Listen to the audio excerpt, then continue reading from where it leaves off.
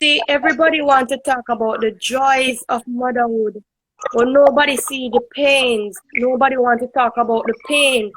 And when I am telling somebody that they have to be mentally ready to have a kid epic, I am speaking from my own experience. So when I see Becca typing in the comments, I had to bring her up here because I think Nisha needs to hear this as well. Because a lot of people putting pressures on women to have kids, but nobody tell them about these stories. Nobody talk about the real hard, difficult that women actually go through. You understand me? Some people said that when you have a child in your hand, you're going to feel unconditional love.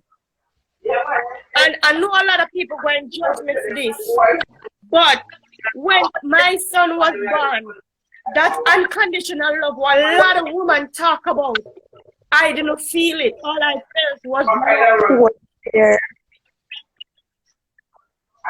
Yeah, so All I felt was mentally numb. You understand me? So a lot of women put pressure on other women, telling them, you need to have children, you need to have children, children are blessing, children are joy. But nobody wants to talk about the painful side of actually bringing a child, in a life into the world.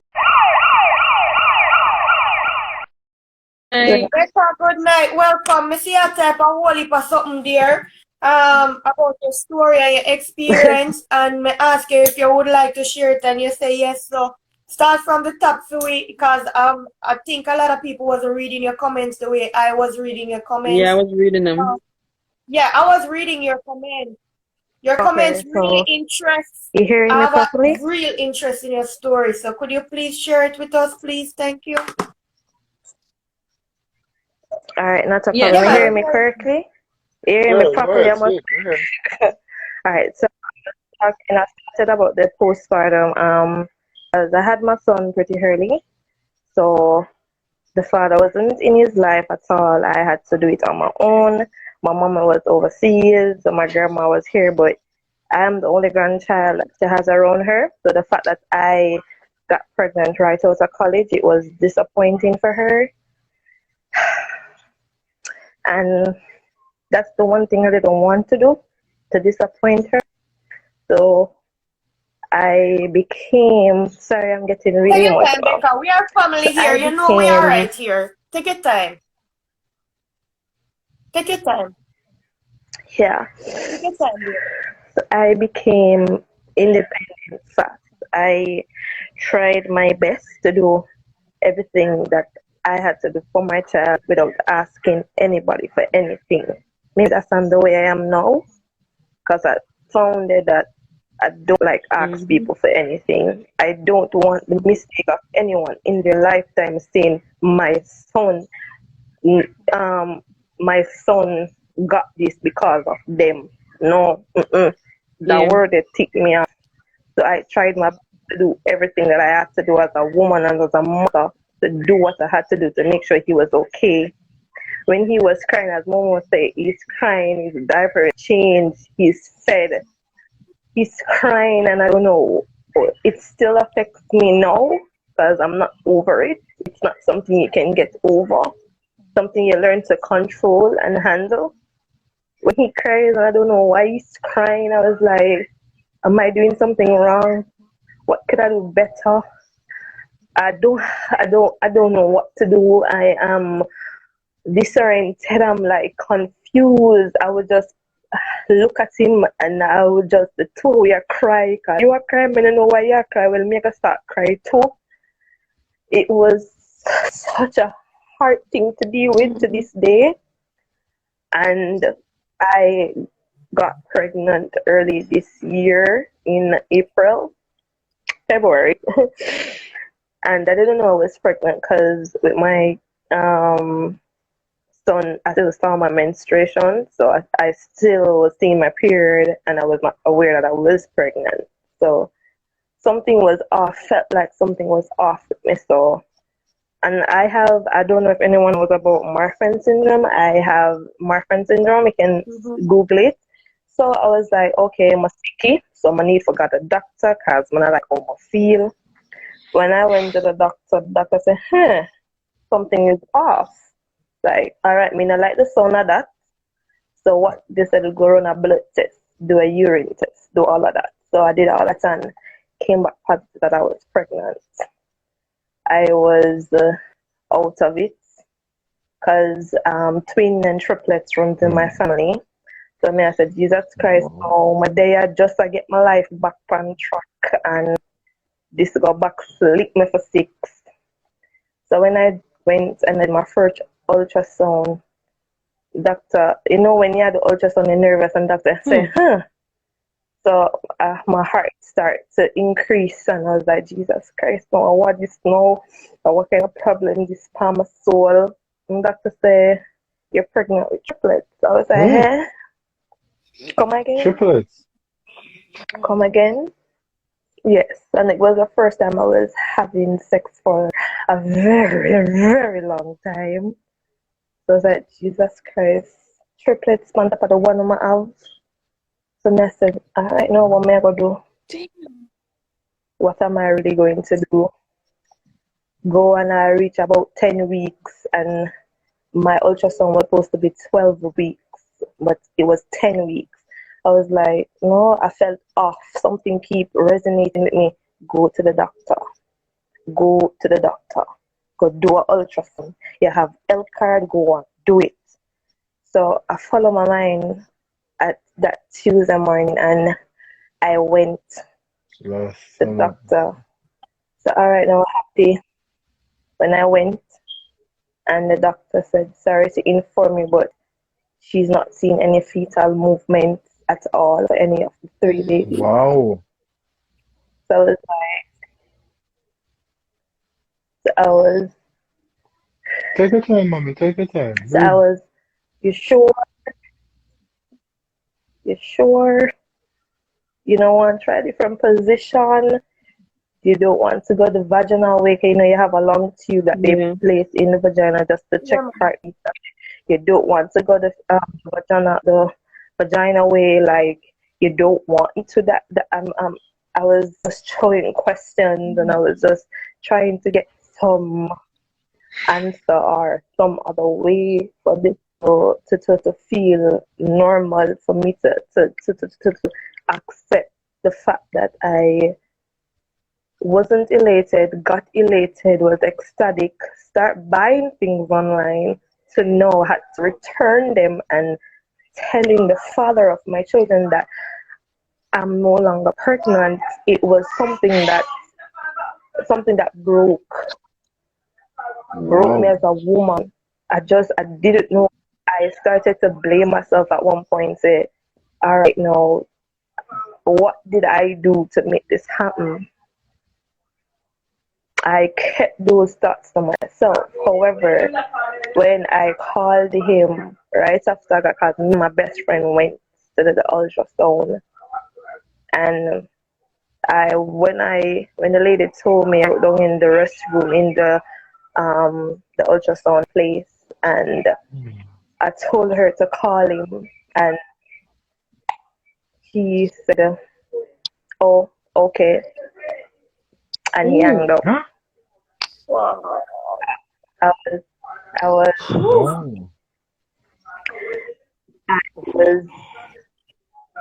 I don't even know how to explain that. I was disappointed. I was hurt. I was everything. So I called back and I said I lost the babies, and then say, yeah, your friend told me, okay, it's whatever. I was like, okay, noted. That's all right. And I hung the phone up, and because it was downtown on the waterfront, there's a place there that you do ultrasound, and I sat on the road and I was crying. People stopped looking at me like I'm crazy. Police stopped asking me if something wrong with me. I couldn't stop crying. I couldn't manage the thought of someone who I finally because I am very picky with who I'm with and who I lay with. The fact that I took myself out of myself and got comfortable to do this, and for this to happen, I was shocked. So when doctor said come back in for the results for me to go do a DNA, for me to go do a DNC, which is the removal of the fetus when it's dead. When the doctor right now started to bring me back to my gynecologist, he said, you want to go to UE and spend 20 odd or 30 odd thousand to get it, or you want to go to public? I was like, alright, so I'll go to public because I don't see the use of spending money to do this, so I can just go public and do it for free. So I went to public 6 p.m. I went to public exactly on that time.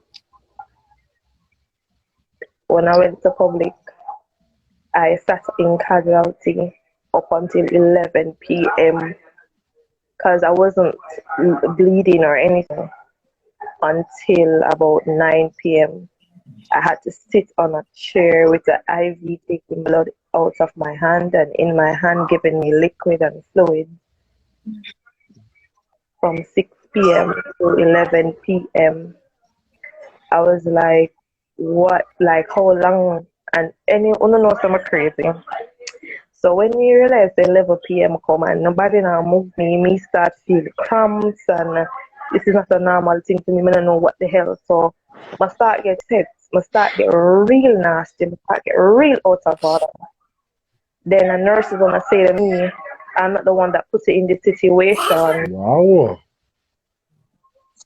Jamaican I was like, Yeah, seriously. insensitive. very, especially public, trust and belief, especially public. So I was like, your birth but I'm too sad. I will deal with you. My grandmother, my mommy know a lot of people in business world. So I decided, oh, me not gonna talk to she, me go higher than she. So I spoke to the gentleman above her, which is her supervisor, and I said, listen, I am in very crucial pain right now. I am not used to what I am going through. Can someone go over to Victoria Jubilee Hospital for me to get scheduled for my DNC so I can get the hell out of here? Who am I? So I said, I am not a my grandmother name. I am XYZ granddaughter. Oh, you're so. Her last name is something there, but it's not with you. So you're Miss C's daughter, granddaughter? I said yes, and I would like her to be reprimanded for what she said to me. All right, then bring her the woman packer. When the woman come back out, she come back out with her bag and everything she done. Pause what I was saying about everything. Mind of whoever you see. So you don't know who you're speaking with, and you don't know if that person will be the last person or person that cost you what you are trying to work for. So when I finally went over to Victoria Jubilee, you finish it? Okay, baby. Go to grandma, I'm talking, and come. When I went over, they had me for about an hour trying to register me, to get me on a bed. Next morning, which is Wednesday morning, I finally got a bed. The lady said, do you have any sanitary napkins? I said, I didn't know I'm supposed to bring any sanitary napkins. She said, okay. She's going to get sanitary napkins for me and I tell whoever is going to come to bring. I said, okay. She asked me, all right, no. I was just bleeding just a little bit. I was not losing it, which is something that is supposed to be done. So the lady did a vaginal examination and she said, Miss Ferguson, you're not dilated. Your cervix is not opening. So she had to put a pill in my cervix to dilate my cervix because it's the process. So when that done, she said I can't move for 1 hour, 1 full hour. I had to lie down. When I lie down in that full hour, and my brother called me, and he said, does the person who, which is my baby father, knows that you're in the hospital? I said, I don't even know if he knows I'm in the hospital. So when I got upset now with the fact that, oh, he didn't call, I'm sitting here by myself going through this, he didn't call. He didn't, nothing at all. He didn't even show up. Nothing Jeez. whatsoever. So then he's gonna say, Oma knows it's not your fault. So he's blaming you? So as I said, okay, I'm on the yes, that blames me for something that was not in my control. So I cool and I hung up my phone and I lied in that bed for 1 hour, shedding tears that is never meant for me to shed. I had to go through something that I don't recommend a woman, and I can't even recommend it because it's out of her control to ever go through something like this. Exactly. Fast forward, I'm there. Doctor said, yes, you're dilating perfectly fine now. Wednesday morning, some ladies there were there before me. So she said, must I ask her experience because really and truly, I can't really take pain. This baby run away. Go on now, run back over there. So she said it was a half an hour process. Everything is okay. I'm not. Everything just easy breezy. Make for your bright. So she said half an hour to 45 minutes the most. It's just one chew. It just feel like them a pinch you. So, all right, no. Me not good luck then cause me never want to feel no pain. So I was still not passing heavy class. It was just lighting. So me I pray to Jesus. There was 8 of us there to get the DNP. So me I said, Jesus, me want to go first. So me I say, you can't pick me first. He says, oh, yeah, that can come up. I was the last person to go. I was sitting and the 7th person was in there. I just start feel the clocks them drop. I feel like I just pee up myself. Like me I feel because I had on a pamper. Me I like, Jesus Christ, if you crying. I start to feel the pain. But start feel like me I'm going to labor. So I said, no man, them said it's not gonna hurt. When I was there, I was lying in the bed now for them to do everything. Doctor said, are you sure that it was only 3? I said, to my knowledge, there was 3 sacks.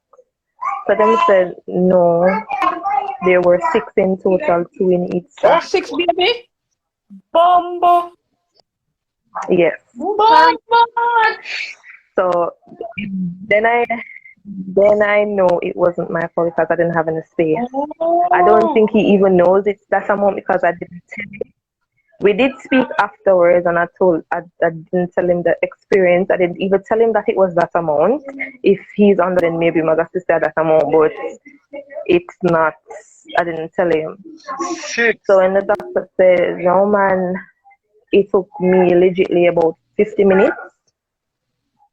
Everything because it was that amount. It was non-stop. They put something, then they say, all right, something is only coming the IV in your hand. When the woman shot this thing in the IV, my God, say I know. I see blinky coming like somebody just stabbed me in my hand, like my entire nerves in my left hand just went. You know, like when you lie down for your arm too long and there was some sparkling feelings in your hand. That's what was happening. When the doctor said I won't feel it, the thing put in the IV in my hand will not let me feel what they're doing. When the man done my saying, no say you're a wicked liar man, I felt every scraping and throbbing of my cervix. But you must feel everything. When I was sick and they brought me back to my bed. Hold on. Alright, go on to Auntie Jo, I'm so finished. When I went back to lie down in my bed, I just said to myself, I want back my kids, but after this, I'm going to tie my shoes. And I have to find somebody I know. I don't even say because I knew this person so well. So I can't even say find someone that I knew better because I really and really don't. So the lady on the bed beside me told me her story of what she went through. She didn't even know she was pregnant. It's a car accident. She come at the hospital and found out that she was pregnant. We bonded. She's an older woman. She's in her 30s. She's telling me her experience. She's telling me, giving me advice. And for the entire day, because I left the day after. I did it the Wednesday and I left the Thursday afternoon about 1-2 p.m. there. And I was like, how am I going to come home? For the first couple of weeks, when I look at my son, I was like, I lost my kids. Like, it was something like postpartum depression all over again. I started stressed about it. Although I know it wasn't my fault, I started to question myself. Like, I say, all right, now, if I love wearing heels. So while I was pregnant, I didn't know I was pregnant, I was wearing heels. I was like, Jesus, this could be my fault. And I called my best friend that I haven't spoken to a while. She has 2 kids. And I told her what was going on. And she said, girl, are you an idiot? If you never take a knife and stab yourself in your belly, that is not your fault. But know your mother said you go to school. But know your mother spend a hard-earned money saying you go to college for your absence. This is not your fault. And the whole fact that he's not there with you, that is a waste, man. So, I picked myself up, I dust myself off. I went to work because they gave me 1 week at home. I took my 1 week at home and I went back. I stepped into work and the lady greeted. This lady, I like her at work, but yes, work is work, respect is due. I will speak to you on work preference. She came to me, oh, man, I have a belly. Because when I was speaking to my supervisor, obviously, because I had to inform my supervisor I was pregnant, obviously this lady here, I know she can come home and do see your belly get big, and I was like, what you talking about? You say you're pregnant. I was like, oh, really? Did you someone lose them too? Okay, have a good day.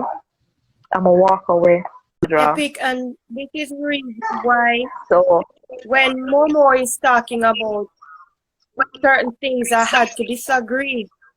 Because, see, everybody wants to talk about the joys of motherhood, but nobody see the pains. Nobody wants to talk about the pain. And when I am telling somebody that they have to be mentally ready to have a kid, Epic, I am speaking from my own experience. So when I see Becca typing in the comments, I had to bring her up here because I think Nisha needs to hear this as well, because a lot of people are putting pressures on women to have kids, but nobody tell them about these stories. Nobody talk about the real hard, difficult that women actually go through. You understand me? Some people said that if you have a child in your hand, you're going to feel unconditional love. And I know a lot of people going to judge me for this, but when my son was born, that unconditional love what a lot of women talk about, I didn't feel it. All I felt was love. Yeah, so All I felt was you just mentally numb. You understand me? So a lot of women put pressure on other women, telling them, you need to have children, you need to have children, children are blessing, children are joy. But nobody wants to talk about the painful side of actually bringing a child in a life into the world. A lot of people don't stress that part, but because for the same fact that you can wake up tomorrow and go on the road and crash. We're not, when people say mentally, no, we know you're not gonna like me. But when people say it like that, they don't mean that people don't go through the stress. They're saying that maybe that child will prepare some of you that think mentally you're not prepared. Epic, You see? I can't, no, don't get me wrong, no, I'm not, No, people, when Epic, I'm not trying to hold on. justify or comment from a woman point of view, because I can't. Let me say what Epic, you see, when it Epic comes is trying to from say me, I is, tell you, although some Yeah, people your you are see, saying perspective. mentally you see, postpartum depression, that shit fucked me up. That shit messed me up. You understand me? And it takes therapy for me to really reach a point in my life where we can overcome it. And a lot of women don't talk about these things. You understand me? And that's why I feel so strong about certain things the way I feel. Do not encourage women to have children when they're not mentally ready.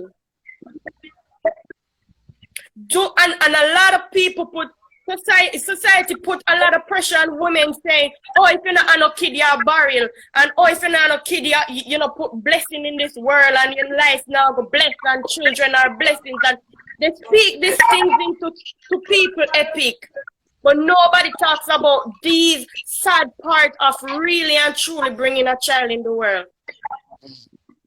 That's rare, Nadia, but that's rare in comparison to it's not the so billions of rare, people. Epic. It's not so rare. It's happened to a Nadia, lot of women, I'm not Epic. trying to say, I'm not trying to say it's 1 in a billion. What I'm trying to say is, in comparison to the majority of persons. Go ahead. Epic. Alright, so let me explain what Epic is trying to say. Alright, well, in my understanding, if you're not well, both of you guys, Nadia is saying if you can't force a woman that is not mentally prepared to be mentally prepared for a child, which is completely true. However, you can think that you're mentally prepared for a child, and when that child comes, it is chaos. It is chaos. You can Epic is saying that he's not saying this. It's 7 out of 10 women that goes through postpartum depression. A lot of people keep a smile on their face and go to the gym. Of anything when it comes down to certain things, certain topics, like certain topics when it comes to men don't know what when women go through. Sometimes it was a woman talking to you at first. It was no man. It was no man talking to you. Remember, at first, it was not me talking to you. It was Momo. It wasn't me. It wasn't me. I can't give birth. But what I'm saying is that I do agree with Momo. That's basically what I'm trying to say now. Because you started your statement saying you do not agree with Momo. And I basically am saying that I do agree with Momo because you can plan and think you're mentally prepared and have a child and still have postpartum depression. You can think that you are not mentally prepared and you have a child and you do not have postpartum depression. That's all I was trying to say. So you cannot tell how mentally prepared you are, yes or no. I was not trying to say that you have to be, no, I'm just trying to say I agree with Momo. That's all I was trying to say. You say you disagree and that's your opinion. I'm not trying to give a statement from a man talking about a female body. I am trying to say I agree with her because you do not know what you are mentally prepared for until you are faced in that situation. What I'm saying, Epic, is basically this. And what I'm saying, Epic, is this. I am saying the part that I disagree with Momo strongly with is the part when she keeps saying that children are a blessing, and when you have a child, you have this unconditional love, and you have this, and you have this, that. I cannot agree with those parts. Your opinion. Because it's not the same for everybody. Your opinion, mommy. No, you're using, it's just the way you and Sheikah said, I can't use my opinion as facts, neither can you. What gives you the authority to use your opinion as a fact? Because that's what you're doing now.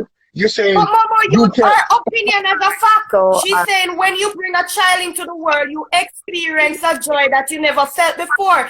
That's from her perspective. That's her opinion. That's not mine. Fair enough. Fair enough. That's not mine. And you gave your opinion. And I give my opinion and why I don't agree with Momo. And I gave mine and say I agree. So what's the debate? That's